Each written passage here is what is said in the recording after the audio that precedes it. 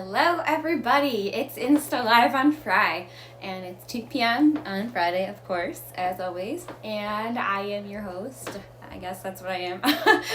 Audrey Button. I work here at Safe Harbors of the Finger Lakes, so happy Friday, everyone. It's lovely outside, so hopefully you've been at least here in New York. I don't know if anyone's tuning in from other places, but it's really nice out. It's sunny, it's warm. Hopefully we can have a little more of this before it gets too cold, so thank you all for whenever people tune in. And like always, I mean, these are always available after, so if you weren't able to tune in, then that's fine, because the video will be posted after. So like always, I'm Audrey Button, Safe Harbors of the Finger Lakes College Specialist. So I do a lot of prevention and advocacy work here at Safe Harbors. If you don't watch us like usual, I'm usually the one doing these videos. Like always, I always do content warnings, but today we'll be actually talking about Safe Harbors of the Finger Lakes, what we do, because I haven't really done that yet. I mean, I've mentioned them before, a little bit about what we do here at Safe Harbors and our services, but I will be going a little more in depth about what we do at Safe Harbors, what we're all about, and, you know, all that cool stuff. So that's what we're talking about today. And then, so like I said, the video will be recorded and available afterwards. So I will post it on our Instagram page, and I will post it on our YouTube channel. So if you go on YouTube, it's just Safe Harbors of the Finger Lakes, and it should be there. After I'm finished recording this, I will post it on there. And like always, the views and opinions expressed in the video are not necessarily those of Safe Harbors of the Finger Lakes, but of those in the video. And with that, we will get going. So happy Friday. We'll talk a little bit about us. So, woo! So, to get us going, Safe Harbors of the Finger Lakes is a non-for-profit agency in our area. So what I mean by our area, I'm talking about Yates, Seneca, and Ontario County, here in like the Finger Lakes in like western central New York, whatever you want to call it. So we cover the 3-county area. I'm located in our Ontario County office, but we do have offices, or we work in all 3 counties and have offices that are able to be in all 3 counties that are in all 3 counties. So I usually work in the Ontario County office, but my work covers all 3 counties, and I usually work with all the colleges within those 3 counties. So there's 5 colleges that I work with, but I also do a lot of K through 12 at our local schools as well. And I do work with the community clients as well, usually. So to kind of give you like a background, there's a bunch of different positions that cover all different areas and within the community, you know, at the schools and doing all that sort of stuff. So like always, we are free and confidential. And what I mean, we are absolutely free. We're funded, we're able to help provide services at no cost to people in the community, and we're fully confidential. And what that means, I always like to explain it, is that we cannot share information without your permission. So if you reach out to us for services or just any questions, we cannot confirm or deny that we're working with you. So, you know, your information's private unless you give us permission to share that information. So we're, you know, at least. Okay, our connection's rough today, so I apologize. So like I was saying about confidentiality, we are fully confidential, private. So if you're looking to like report an incident of any sort, we're fully confidential. But I always like to add this, since we are mandated reporters according to the state. The only times that we'd have to break confidentiality is, you know, in a time of reported child abuse or neglect. Thanks, Molly. I had child abuse and neglect, and when a person's threatening themselves or to harm themselves or someone else. That's the only time we'd have to break confidentiality. Otherwise, we are fully confidential. You'd be able to report and share information with us. We wouldn't be able to do anything without it, without your permission. So that's what I mean by confidential. So we're a fully confidential agency. And then, so we work with a variety of different groups of people. In the community. So like I was saying, we go into the schools and work with the children, K through 12 programs, and then we also work at the college level, and we also work within the community. So we have a whole age range, different groups of people. We work with everybody within the 3 counties, like I told you. We usually work with families.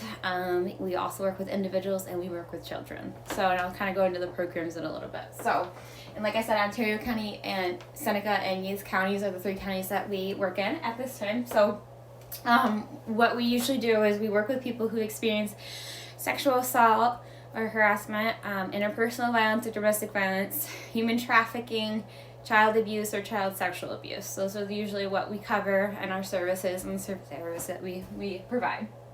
Excuse me. So with that, we do provide a variety of different services, which includes advocacy. What I mean by that is we're there to be a support person, make sure you get connected to the resources that you need, referrals, navigating different things like, the legal system, reporting, all of that. So advocacy, is there to get you connected to whatever you need and being a support system for you. And then we do prevention work, which is what I kind of talk about, and this is what this is. We provide that information in hopes to prevent a lot of this stuff from happening, going into schools, going into the community, providing, those presentations, tabling, and just information about this stuff to the community to make us more aware and understanding how to prevent this stuff from happening. So we do that. And then we also just do some outreach in general. Like I was saying, we reach out to, different groups and organizations in our community, provide trainings even to professional organizations, schools, staff, the whole shebang. We do all of that to raise awareness towards the stuff that we deal with. And then we also provide some sort of specialized services. So what I mean by that, we have a human trafficking specialist who specifically works with people who've experienced human trafficking. And I mean, that could be labor or sex trafficking, like exploitation. She specializes in that area. We have a PREA specialist, which is the Prison Rape Elimination Act. So she works within the prisons and jails in our areas. Goes in to work with prisoners who've been sexually assaulted while in prison or before they went into prison or jail, and she works with that population. And then of course there's me and my coworker Maggie. We both do college-based work, so we work with a lot of the college students, so we're familiar with like Title IX, Violence Against Women Act, Clery Act, Enough is Enough policies that are in New York State. So we specialize in those areas, and we also have a child advocacy center, advocate sin specialist over there. So we partner with the Child Advocacy Center of the Finger Lakes, and they provide specific services for children who've experienced like abuse, sexual abuse, neglect of that sort, and that's where they do like a lot of the forensic interviews with children. And they have a separate location, but our advocates are housed on site with them to provide the support to the children and the families affected by that. So we do provide some specialized services. Along with that, we do just have case managers and general advocates to help with the court staff, the long-term care, getting referrals, all of that. And then we have prevention specialists that go into the schools to provide the prevention education. So to kind of get into more depth about what kind of services we offer a 24-hour hotline, which I always share at the end of the videos, which I'll share right now. It's the 800 number, which is 800-247-7273, and that's a really great resource for us, because that way people are able to access us anytime they need to. So we do have usually volunteers and staff backup. So usually our office hours are usually like 8 to 4:30 is usually when they're staffed Monday through Friday, but after hours and on weekends and holidays we have somebody available to speak to and provide support and information about our services. So that's why we have our 24-hour hotline. It's a really great resource that we have for people to reach out to us when they need to and when it's safe to do, and hopefully get them in a safe location. So with that, we also have an online chat that we just recently launched, I guess that's the word I'm looking for, launched earlier this spring during the pandemic because we saw a high need for it. But unfortunately at this time, we're only able to man it 8:30 to 4:30 Monday through Friday. So we have someone on an online chat keeping track of anyone coming in to chat online, because it might just be safer that way. And it's just another great way to communicate with us if it's the best way to do it. So when you go to our website, which I will share right now again, is www.shflny.org. And if you want to go to the chat, there's a button up towards the bottom of the page, but I also could give you the direct link. It's the same thing. It's www.shflny.org/chat. So CHAT, and that will take you right to the chat feature that we have on our website. And like I said, it's Monday through Friday, 8:30 to 4:30. And I mean, worst case scenario, if you go on it after hours or if there's no one on, it'll send you a message. Just let us know. Call the hotline if it's an emergency. I mean, obviously, if it's an absolute emergency, always call 911. But there is always a 24-hour hotline to call. So with that, we also provide crisis counseling. So the initial crisis, we provide that support and information that you'll need during that time. We'll provide referrals for other services, like I said, so that might be like counseling, long-term therapy of some sort as well, legal, services. So that could be like a lawyer of some sort, and any other services that you might need to get connected to that you might need, like housing and stuff like that. And then support groups. So we do a variety of different support groups. We do them within the schools themselves, K through 12, and also college, but we also offer, community support groups. It depends on the interest and availability, but we do offer different curriculum based on those support groups. A lot of them are empowerment groups, and we do provide specific ones, usually for those affected by like sexual violence, interpersonal violence, domestic violence. So we do provide those. Safety planning, that's really the big thing. And I know I've talked about this a couple of weeks ago, what safety planning is and what it looks like, but that's definitely really important. Creating a safety plan with clients is like the big thing that we do when a client, is in crisis, or just any time, just to make sure they have a plan to stay safe. We're able to help them keep safe. So we'll do a thorough safety plan with clients. So like I said, legal and medical advocacy. So that means any like medical services you need related to, to help you, even related to the crime, and legal services will help provide support. So we'll talk to like the district attorneys or like the assistant district attorneys. I need to slow it down. And like lawyers, police, that could be like anything, having those conversations with them. And the medical advocacy, like your doctor or nurse or going to the hospital, so which I'll get into in just a second. So accompany to a forensic rape exam could be one of them, or just in the hospital in general. I mean, during COVID, it has been difficult for us to go in, but we can help. Still, it depends on the hospital and where you go, but providing that support and services as long as it's safe for us to do so, but we'll still provide that at least over the phone. So you know what your rights are, and how a forensic rape exam might go. We can explain the steps, all of that. So we can even accompany it depending on if it's safe to go do so, or if the hospital or doctor would allow us to go with you. So we do that. We also assist people with family court petitions. So what that would be, like an order of protection, custody, anything like that, child support, stuff related to that. We can provide support and assistance. We do write family court orders of protection in all 3 counties. So what an order of protection usually looks like, it's a stay away or refrain from order, which stay away means absolutely no contact order, and a refrain from basically a be nice order, so the person could still have contact with you but cannot commit any family offenses. And that's all through family court, because criminal court is a completely separate matter, which we can help people navigate through, but a criminal order or like criminal charges are not determined by us, and I mean family court stuff isn't determined by us either, but we help write the petitions to go in front of a family court judge. We provide support at family court and criminal through that process, and making sure you understand how everything works through that.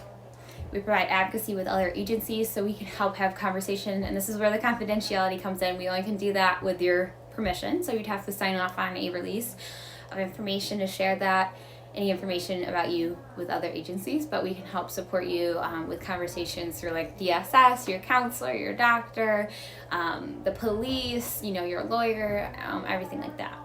And also other specific information. I know here at Safe Harbors, we also provide information on Title IX, so a lot of this goes out to our K through 12 and college students. Title IX is an education-specific law that we work with, and I know college students usually go through the Title IX hearings, so we can provide information about Title IX, what the hearing looks like, an investigation, help provide support throughout that process, or even just provide support to anybody, college student, a community member, whatever, to make reports to police, anything like that.